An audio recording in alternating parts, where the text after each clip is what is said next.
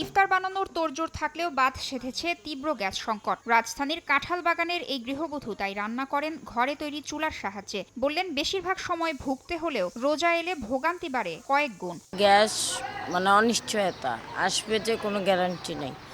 সবাই এইভাবেই লাকড়ি দিয়ে অনেক কষ্ট করে রান্নাবাড়ি করে। রোজা রেখে মানুষ যদি এরকম রান্নাবাড়ির জন্য এত অনিশ্চয়তায় ভুগে, তাহলে তো অনেক সমস্যা।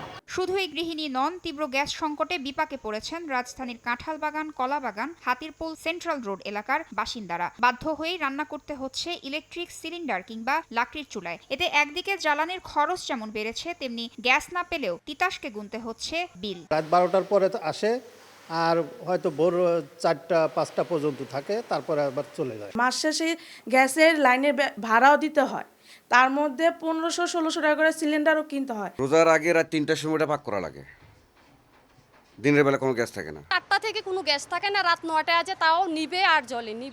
রান্নাবাড়ি বন্ধ, সব কিছুই বন্ধ বই।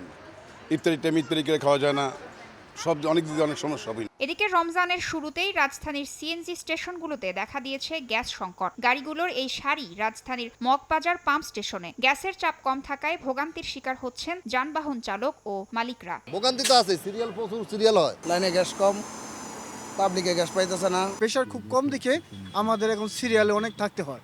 যদি প্রেশারটা ভালো পাওয়া যায় তাহলে অতক্ষণ টাইম লাগে না। তিতাস বলছে, চাহিদার তুলনায় প্রায় 400 মিলিয়ন ঘনফুট গ্যাস কম থাকায় গ্যাসের এ সংকট। তবে অচিরেই সমস্যার সমাধান হবে বলে দাবি তাদের। পেট্রোনালাকে আসলে আমাদের জন্য প্রতিদিন 1960 মিলিয়ন গ্যাস আমরা চাচ্ছিলাম আমাদের কাছে, যে আমাদের মোটামুটি স্বাভাবিক রাখার জন্য। আমরা এখন আসলে পাচ্ছি অনেক কম।